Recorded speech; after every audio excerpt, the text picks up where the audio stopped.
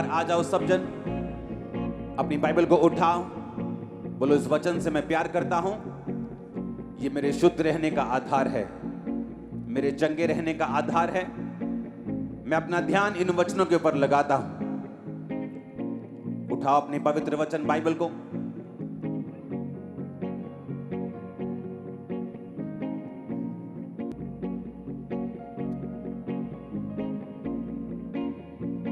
प्रभु यीशु मसीह के सामर्थी नाम में हम मांगते हैं। एक बार ऊंची आवाज में हालेलुया बोलो, जोर से हालेलुया बोलो, जोर से। स्वागत है चर्च यीशु मसीह की पवित्र हजूरी में। पौलुस कहता वो कलीसियाएं जिन्होंने काम किया मेरे साथ मिलके, वो बरकत को पाएंगी और उन्हें कोई भी कमी नहीं होगी। वो कलीसिया नहीं जो सिर्फ बरकत ढूंढने के लिए चर्च में आती, वो कलीसिया जिन्होंने अपने दर्शन के साथ, जो उसके दास को मिला है, खुदावंद के दास को मिला है, आपके अगुए को मिला है, उस दर्शन के साथ मिलकर जो काम करती हैं, वही कलीसिया आशीषित है। पौलुस ने कहा इसलिए तुम्हारी हर घटी को परमेश्वर महिमा सहित पूरा करेगा। किसी के घर में पैसे की कमी हो जाती तो मांगने जाता, मेरी बेटी की शादी है, मुझे 50,000 रुपए चाहिए, तो सामने वाला बेइज्जती करके उसको देता है। कई बार दे तो देता है लेकिन बेइज्जती करता है 4-5 बार, 10-15 जगह पे उसकी बेइज्जती होती। लेकिन परमेश्वर ने कहा अगर तुम्हें घटी होगी तो वो महिमा सहित, बेइज्जती के साथ नहीं बल्कि इज्जत के साथ मैं पूरी करूंगा, क्योंकि तुमने मेरे कामों में हिस्सा दिया है। तुमने जब बोना था बोया है, जब तुमने प्रार्थना करनी थी प्रार्थना की है, जब रोजा रखना था रोजा रखा है, तुमने मेरे राज्य में मेरी मदद और सहायता की है। जो आप प्रार्थनाएं कर रहे हैं उसका असर होना शुरू हो चुका है। आपको प्रार्थना करनी है परमेश्वर इस चर्च से हजारों मिशनरीज पूरे इंडिया में आप भेजे, उसके लिए काम करना परमेश्वर स्टार्ट करे चर्च में। जो जाएं और हजारों मिशनरीज अलग अलग जगह पे जाके, अलग अलग स्टेट पे जाके परमेश्वर के सुसमाचार को प्रचार कर सके कि परमेश्वर धर्म और जात को बदलने नहीं, जीवन को बदलने के लिए आया। आप विश्वास करते हैं ऐसा होगा? ऐसा श्योरली होगा इन जीसस नेम। उनके लिए जो चीजें चाहिए, जो फाइनेंस चाहिए, वो सब बाद की बातें हैं। जब हम शुरू करेंगे खुदावंद का आत्मा सब बातों को कंप्लीट करेगा। हालेलुया। अगर आप चाहते हैं ऐसा हो तो आपको रोज प्रार्थना करने के लिए चर्च में आना है। अगर आप चाहते हैं कि जिस तरह आप बचाए गए दूसरे लोग बचाए जाएं, जहां पर प्रचार नहीं पहुंचा, कई गांव में हिंदी प्रचार भी लोग नहीं समझते, लेकिन वहीं के लोग अगर प्रीच करेंगे वो समझेंगे, और वो लोग तब प्रीच करेंगे अगर सीखेंगे तब, अगर यहाँ व्यवस्था होगी, और वो व्यवस्था परमेश्वर पूरी कर देगा जब आप रोज आकर यहाँ पर प्रार्थना करेंगे।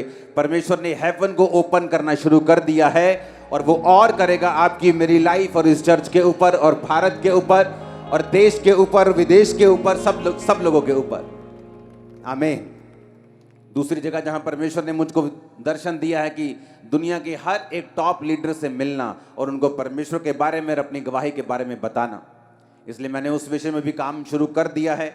चाहे वो किसी भी देश के प्रधानमंत्री हों, प्रेसिडेंट्स हों, उनके साथ मैं मिलूंगा, अपनी टेस्टिमनी को दूंगा, परमेश्वर के दर्शन को शेयर करूंगा।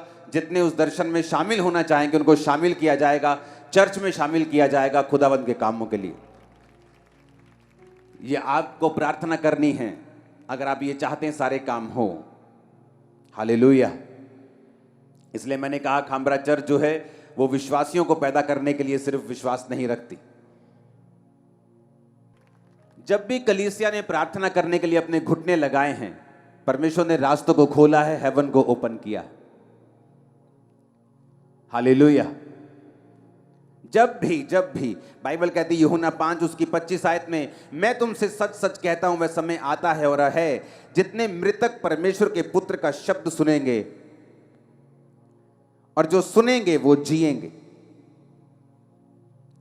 यूहन्ना 3 उसकी 31 आयत, जो ऊपर से आता है वह सर्वोत्तम है, जो पृथ्वी से आता है वह पृथ्वी का है और पृथ्वी की ही बातें करता है, जो स्वर्ग से आता है वह सबसे ऊपर है। यूहन्ना 3 उसकी 27 आयत, यूहन्ना ने उत्तर दिया, जब तक मनुष्य को स्वर्ग से ना दिया जाए तब तक वह कुछ नहीं पा सकता। हालेलुया। ऊंची आवाज से बोलो हालेलुया। यूहन्ना 3 उसकी 31, जो ऊपर से आता है वो सर्वोत्तम है।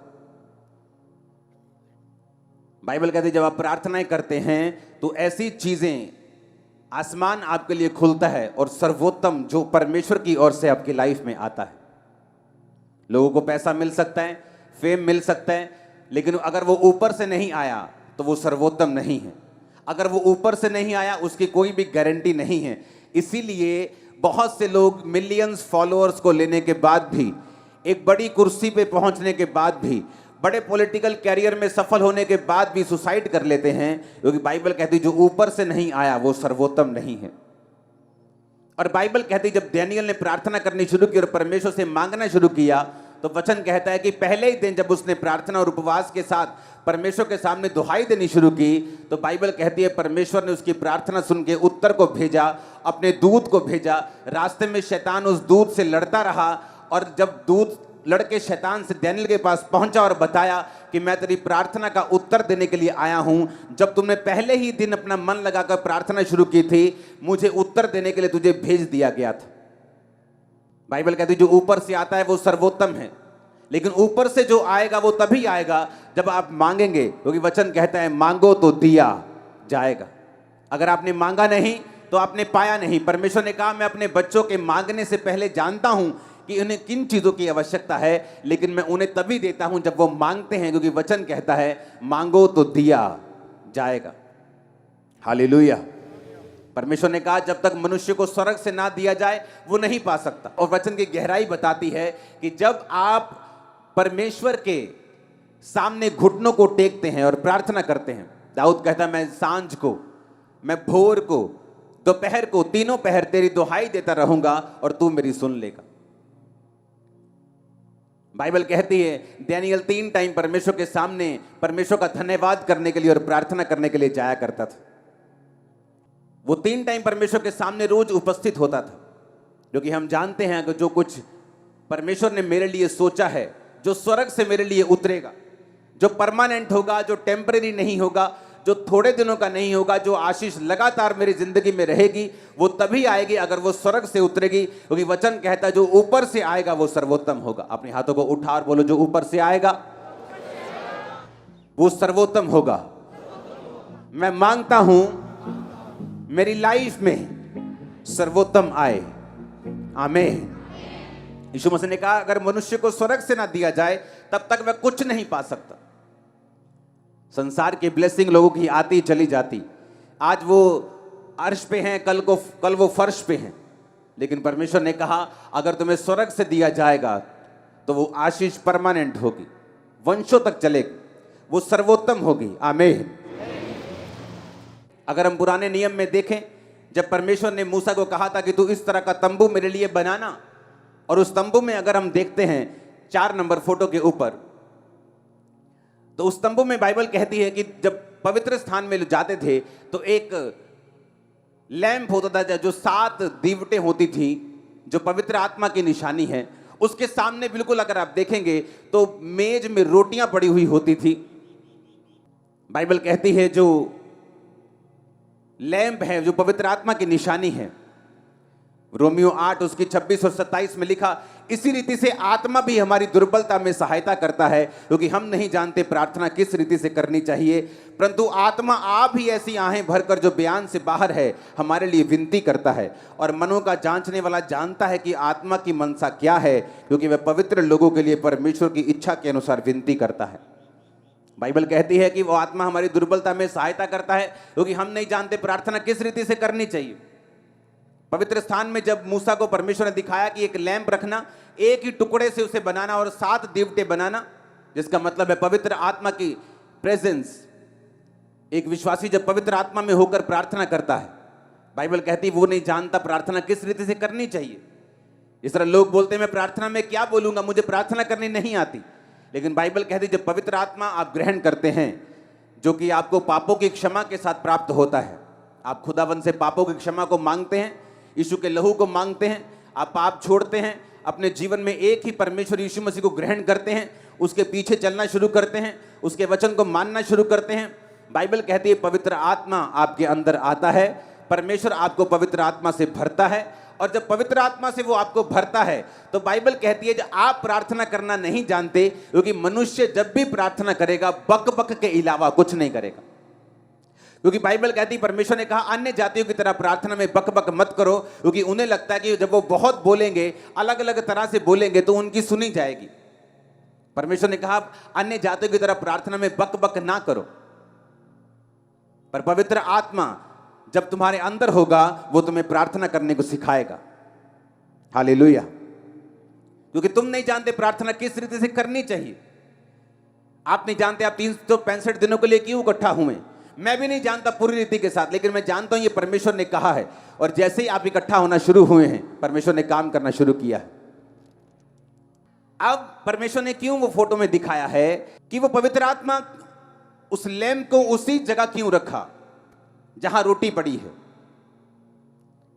ये विश्वासियों के लिए एक मैसेज है। अगर आपकी लाइफ में पवित्र आत्मा नहीं है तो आप नहीं जानते प्रार्थना किस रीति से करनी चाहिए, और अगर आपको पवित्र आत्मा के द्वारा प्रार्थना नहीं करते, आप नहीं पा सकते जो ऊपर से आता है। आप धरती की आशीषें पा सकते हैं, लेकिन वो परमेश्वर की ओर से अगर नहीं है, वो टेम्परेरी है, थोड़ी देर के लिए है।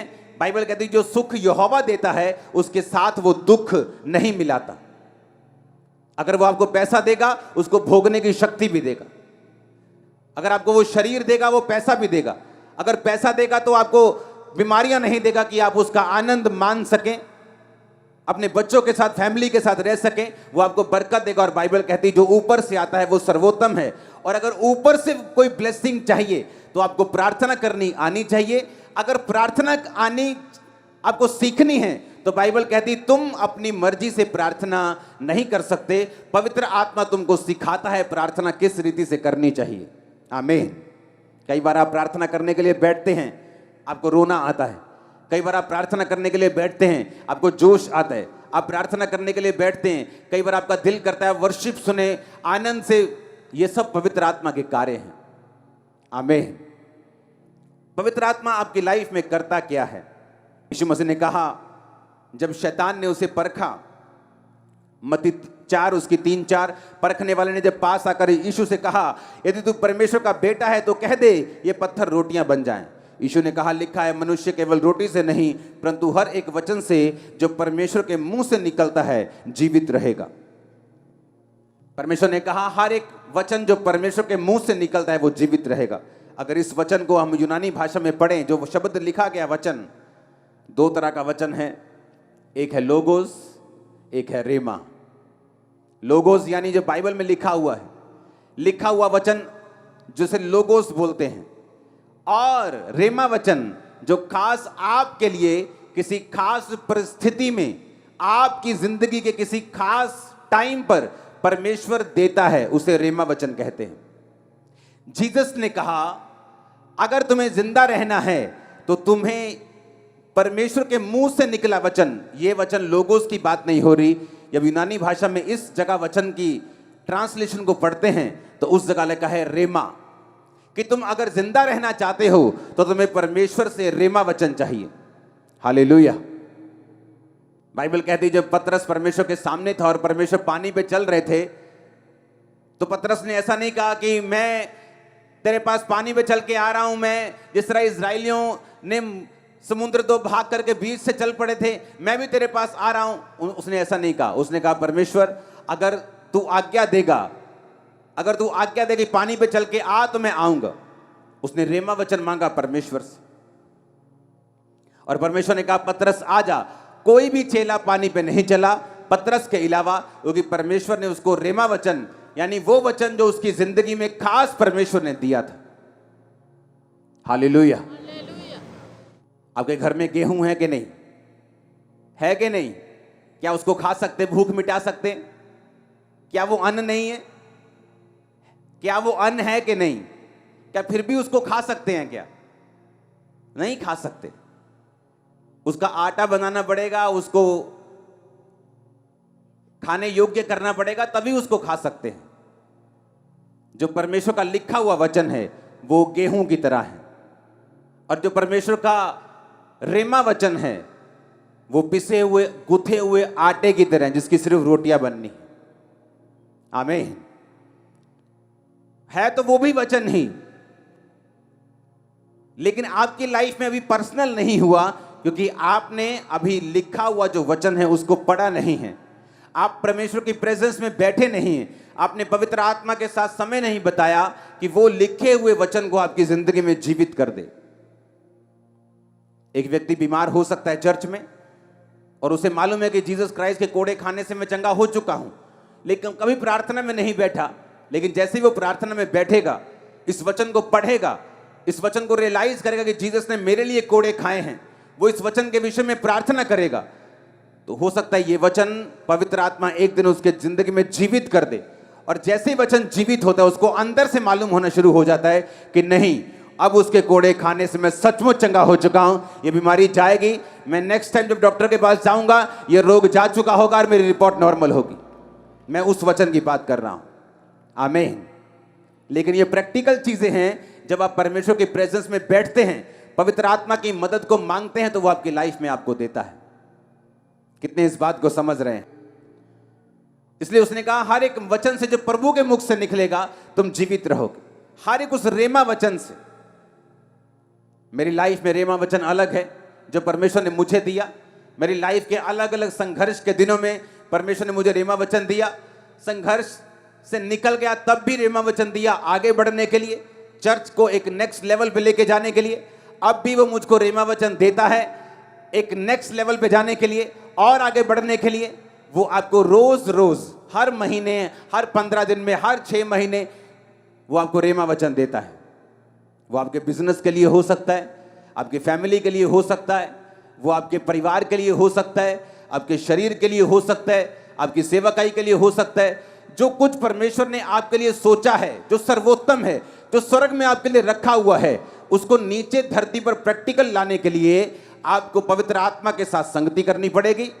आपको वचन पढ़ना पड़ेगा और आपको वचन पढ़ते हुए यह ध्यान रखना पड़ेगा कि वो पवित्र आत्मा जो आपके अंदर है उस वचन को एक दिन जिंदा कर देगा। जो कच्चा अन्न आपके पास है उसको एक दिन पका देगा और उससे आप अपनी भूख को मिटाएंगे। और आप ही नहीं, आपका परिवार भी अपनी भूख को मिटाएगा। आमीन ऊंचे वाला चाहिए चर्च। हालेलुया। इसलिए वचन में लिखा कि तुम नहीं जानते प्रार्थना किस रीति से करनी चाहिए। पवित्र आत्मा तुम्हें प्रार्थना करना सिखाता है।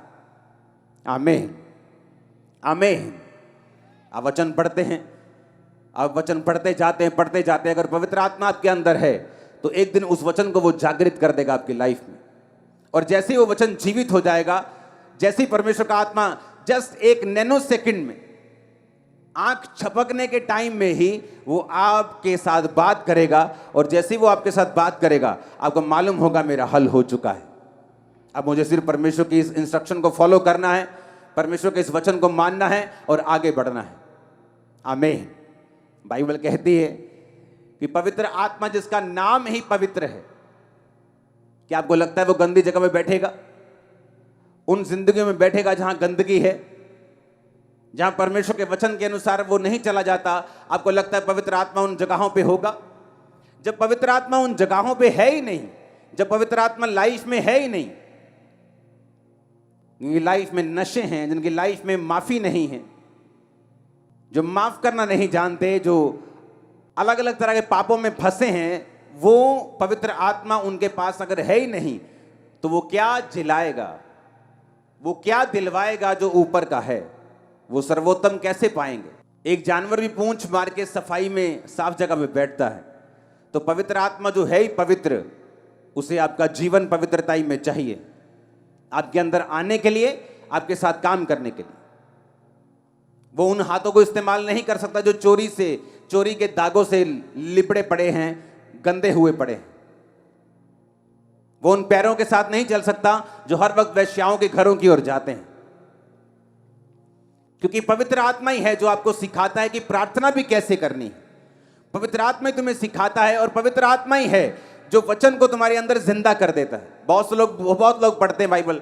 बहुत से ऐसे लोग हैं जिन्होंने बाइबल को एज ए सब्जेक्ट पढ़ के पीएचडी की हुई, लेकिन अभी भी पवित्र आत्मा के गहरे भेदों को वो नहीं जानते, क्योंकि उन्होंने बाइबल सब्जेक्ट के रूप में पढ़ी है। लेकिन पवित्र आत्मा ही वचन में कहता है, नीति वचन में, कि मैं तुमको अपने वचन बताऊंगी, मैं वचन के गहरे भेद तुम पर उड़ेल दूंगी। वो कौन कह रहे हैं? वो परमेश्वर की आत्मा आपसे कह रही है। हालेलुया। परमेश्वर का आत्मा अगर आपके अंदर होगा, आपको प्रार्थना करनी आ जाएगी। अगर परमेश्वर का आत्मा आपके अंदर होगा, जब आप वचन को पढ़ेंगे उस वचन को वो जिंदा कर देगा, आपके लिए रेमा वचन बना देगा। और जीसस ने कहा अगर तुम्हारे पास रेमा वचन नहीं है तुम जिंदा नहीं रह सकते। कौन से जिंदापन की मैं बात कर रहा हूं? अगर लोगों के घरों में चले जाओ, शादी तो हुई है लेकिन मरी हुई है। वो हस्बैंड वाइफ तो हैं लेकिन लोगों की निगाहों में। बिजनेस तो है लेकिन अंदर से मरा हुआ है, अंदर से खोखला है, अंदर से कर्जों से भरा हुआ है, अंदर से मरा हुआ है। फैमिली तो है, अंदर से डेड है। शरीर तो दिख रहा है, अंदर से डेड है। परमेश्वर ने कहा जब तक तुम परमेश्वर के वचनों को नहीं लोगे, रेमा वचन को प्राप्त नहीं करोगे, तुम जी नहीं सकते। हालेलुया। यीशु के वचन में लिखा जितने मृतक परमेश्वर के वचनों को सुनेंगे वो जिएंगे। कौन से मुर्दों की परमेश्वर बात कर रहा है? वो उन्हीं मुर्दों की बात कर रहा है जो अलग अलग सिचुएशन में मरे हुए हैं। अगर उसने कहा अगर तुम जीना चाहते हो तो पवित्र आत्मा को अपने अंदर बसाओ, पापों से तौबा करो, मेरे सामने आओ। पवित्र आत्मा तुम्हें प्रार्थना करना सिखाएगा। पवित्र आत्मा उन शब्दों को, वचन को, लोगोस को, जो लिखा हुआ वचन है तुम्हारी जिंदगी में जीवित कर देगा। आप घर में आए और आपको बहुत भूख लगी हो और दाल पड़ी हो घर में, जितनी मर्जी भूख लगी हो, आप कच्ची दाल नहीं खा सकते। अगर आप बोलेंगे मेरे पास पकाने का टाइम नहीं, आप कच्ची दाल खा जाएंगे, आप उल्टा बीमार हो जाएंगे। उसी तरह से वचन है लिखा हुआ, वो आपको मिलता है, उसको पकाना आपने है। पकाने के लिए आपको तरीका चाहिए, पकाने के लिए आपको मेहनत चाहिए, पकाने के लिए आपको थोड़ा पेशेंस चाहिए, थोड़ा सा इंतजार चाहिए, थोड़ी सी टेक्निक चाहिए। और उसी तरह से पवित्र आत्मा आपकी लाइफ में करता है। आप वचन को पढ़ते हैं, आप कच्चा राशन ले जाते हैं घरों में, लेकिन जिस दिन आप पवित्र आत्मा की सहायता से उस वचन को पढ़ के उसको पर्सनल कर लेते हैं और वो वचन जिंदा हो जाता है, वो पक जाता है और आप उसे खाकर अपनी भूख मिटाते हैं। कितने मेरी बातों को समझ रहे हैं?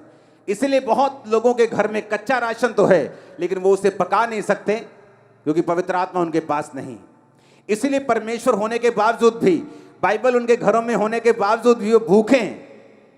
क्रिश्चियन होने के बावजूद वो भूखे हैं और प्यासे हैं और मरे हुए हैं, क्योंकि कच्चे राशन से आप अपने पेट को नहीं भर सकते।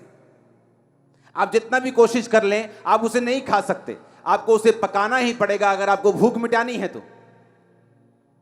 हालेलुया। उसी तरह से पवित्र आत्मा जब आप प्रार्थना में बैठते हैं वो प्रेयर करना सिखाता है।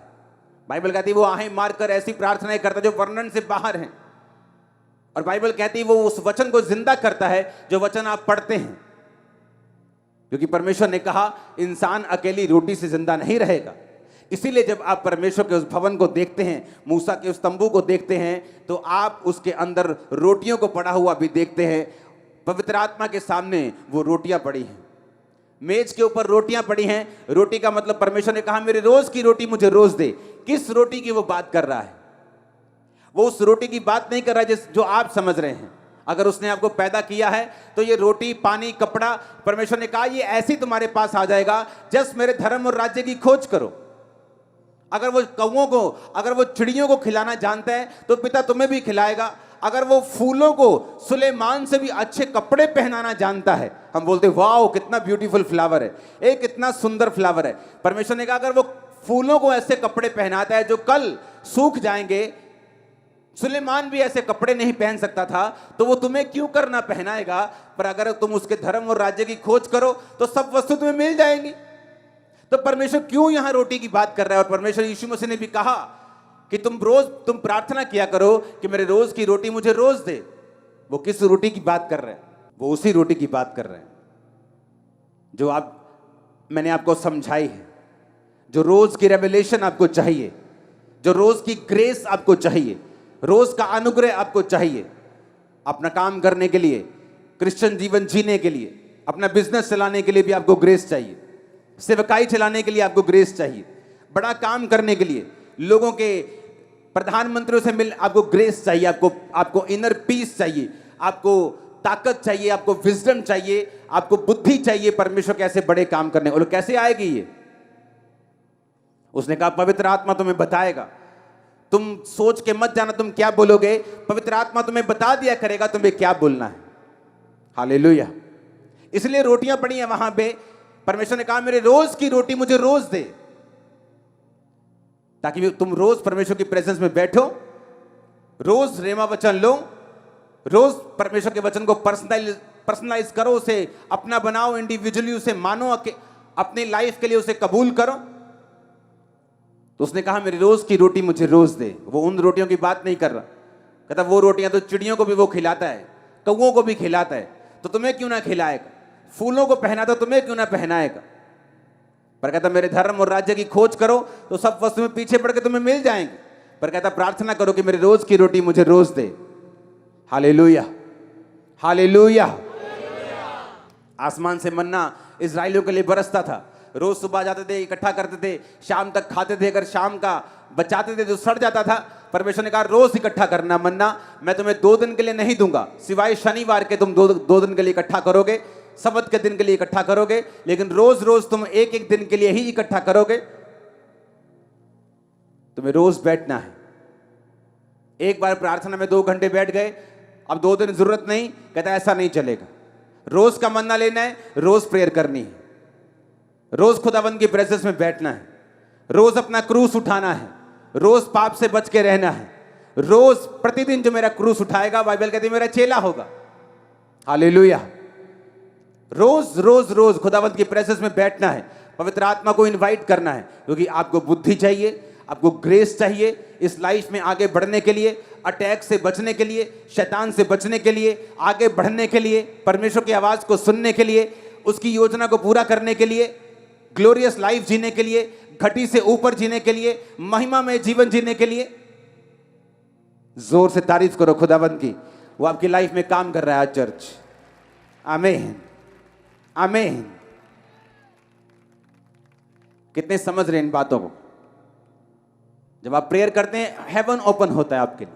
पवित्र आत्मा की तरह प्रार्थना करते हैं, वो आपको बताता है आपको क्या करना है, आपको गाइड करता है। एक स्टूडेंट को वो गाइड करता है किस जगह जाना है, कौन से कॉलेज में जाना है, कौन सी पढ़ाई करनी है। एक बिजनेसमैन को वो गाइड करता है किस तरह से कामों को करना है। एक पास्टर को गाइड करता है किस तरह आगे बढ़ना है। अपने पड़ोसी को बोलो जो ऊपर से आता है, यूहन्ना 3 उसकी 31 आयत, वो सर्वोत्तम है। जो पृथ्वी से आता है वो पृथ्वी का है, पृथ्वी की ही बातें कहता है। हालेलुया। मोटिवेशनल स्पीकर पृथ्वी के हैं, पृथ्वी की बातों को बोलते हैं। एक चीज में आपको सक्सेसफुल कर सकते हैं, लेकिन दूसरी चीज में लोग धक्का खा जाते हैं। पैसे में अमीर हो जाते हैं, परिवार में गरीब हो जाते हैं, सेहत में गरीब हो जाते हैं। लेकिन जीसस ने कहा जो ऊपर से आएगा वो सर्वोत्तम होगा, सब दिशाओं में तुम्हें ब्लेस करेगा। सर्वोत्तम आशीषें आपकी लाइफ में एंटर करें। आमीन। हो चाहिए बरकत आपकी है। मैंने कहा सर्वोत्तम ब्लेसिंग्स आपकी लाइफ में एंटर करें। आमीन। हो चाहिए बरकत आपकी है। चर्च अपने हाथों को उठाओ। Thank you Jesus. ऊंची आवाज में बोलो थैंक यू जीसस। ऊंची आवाज में बोलो थैंक यू जीसस। आमीन, आमीन। आप तैयार हैं रोज खुदावंद की प्रेजेंस में बैठने के लिए, पवित्र आत्मा के द्वारा प्रार्थना करने के लिए, रेमा वचन लेने के लिए, साफ जीवन जीने के लिए? उसके बिना कोई इलाज नहीं है। आमीन।